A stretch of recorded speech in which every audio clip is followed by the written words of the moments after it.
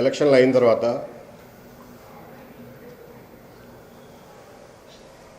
ఇంకో 2-3 రోజుల్లో రిజల్ట్స్ వస్తాయనగా ఒక సీనియర్ మిత్రుడు, పాత్రికేయ మిత్రుడు మీలాంటి వాడిని ఒక ఆయన ఫోన్ చేసి చెప్పాడు.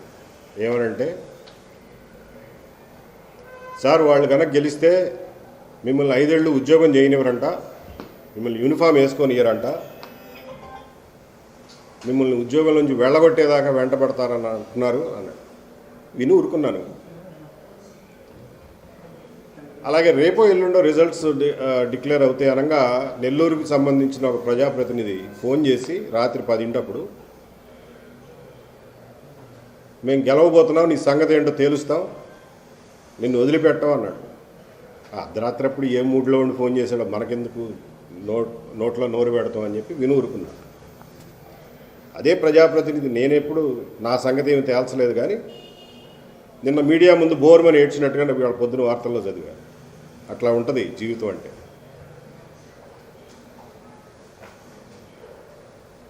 కాబట్టి ఉద్యోగంలో చేరినప్పటి నుంచి అన్యాయానికి వ్యతిరేకంగా, అక్రమాలకు వ్యతిరేకంగా, అధర్మానికి వ్యతిరేకంగా పోరాడుతూనే ఉన్నా. ఇది కూడా అందులో భాగం అనుకుంటా. ఆల్రెడీ వాళ్ళు అన్నట్టుగా 2.5 years బయట ఉన్నారు సార్, యూనిఫామ్ వేసుకోకుండా ఉన్నారు. ఇప్పుడు వేసుకున్నాగా నెక్స్ట్ ఏం చేయబోతున్నారు? ఇదే చెప్పానుగా, న్యాయ పోరాటం లేట్ అయినా న్యాయ పోరాటంలో న్యాయం దొరకకపోతే ధర్మ పోరాటం. ఒక్క ఏబి వెంకటేశ్వరరావు విషయంలోనే ఇలా ఎందుకు జరుగుతుంది? చాలా మంది ఆఫీసర్స్ అప్పుడు కూడా పనిచేశారు. ఒకటి చెప్పాను కదండి, నేను నిజంగా కొన్ని ఏబి వెంకటేశ్వరరావు తప్పు చేశాడు కాబట్టి మేము వెంటబడుతున్నాం అని అంటే తప్పేంటో చూపించాలిగా. 3 ఏళ్ళు అయిపోయి ఇప్పుడు దాకా తప్పేంటో చూపించలేదు అని అంటే ఏంటి కారణం? చెప్పానుగా, రాష్ట్రాన్ని తగలబెట్టకుండా కాపాడాము చాలాసార్లు. అది బయటికి చెప్పుకోనేవి కావు ప్రతిదీ. నా వరకు నేను కొత్తగా ఏర్పడిన రాష్ట్రాన్ని బలమైన రాష్ట్రంగా నిర్మించడంలో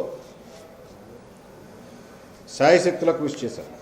ఇప్పటికీ కృషి చేస్తూనే ఉంటాను, ఎప్పటికైనా చేస్తూనే ఉంటాను.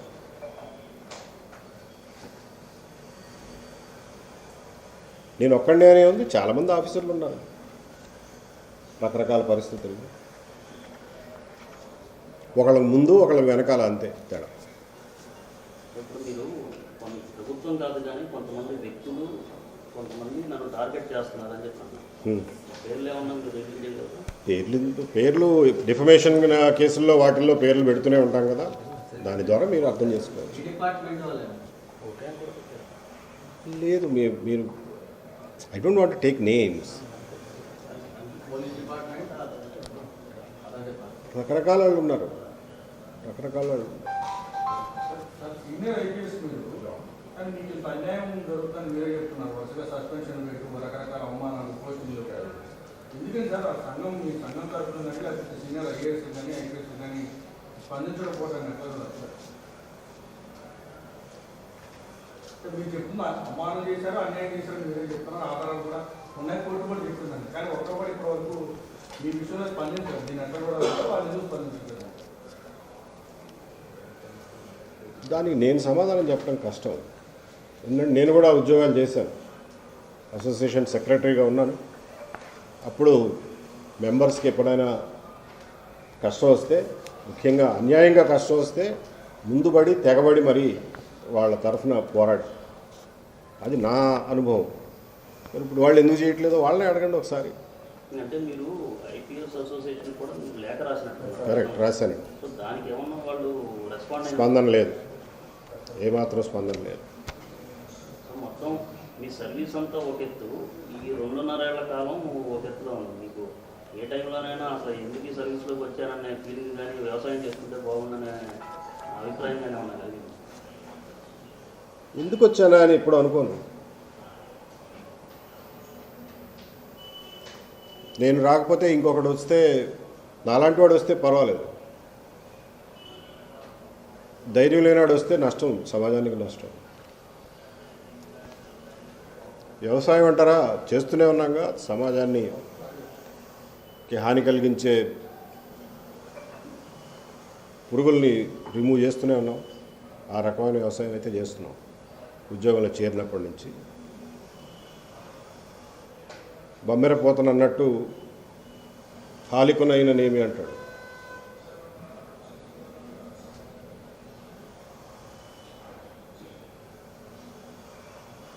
బాలరసాలసాల నవ పల్లవ కోమల కావ్య కన్యకన్ గూళలకిచ్చి ఆ పడుపు కూడు భుజించుట కంటి సత్కవుల్ హాలికులైననేమి గహనాంతర సీమల కందమూల కౌద్దాలికులైననేమి నిజదార సుతోదర పోషణార్థమై. ఒక దుర్మార్గుడైన బమ్మెరపోతన గారిని భాగవతం అంకితం ఇవ్వమంటే ఆయన చెప్పింది, ఒక దుర్మార్గుడైన రాజు కొలువులో పనిచేయడం కంటే హాలికులైననేమి వ్యవసాయం చేసుకుంటే తప్పే ఉంది, అడవుల్లో కందమూలాలు ఏరుకుని పెళ్ళాం బిడ్డలను పోషించుకుంటే తప్పే ఉంది అని అంటాడు. కాబట్టి హాలికులైననేమి ఆ దిశగా ఏమైనా అడుగులేస్తున్నాను. ఇలాంటి మరిన్ని వీడియోలు కావాలనుకుంటున్నారా? అయితే సబ్స్క్రైబ్ చేసి పక్కనే ఉన్న బెల్ సింబల్ను క్లిక్ చేయండి.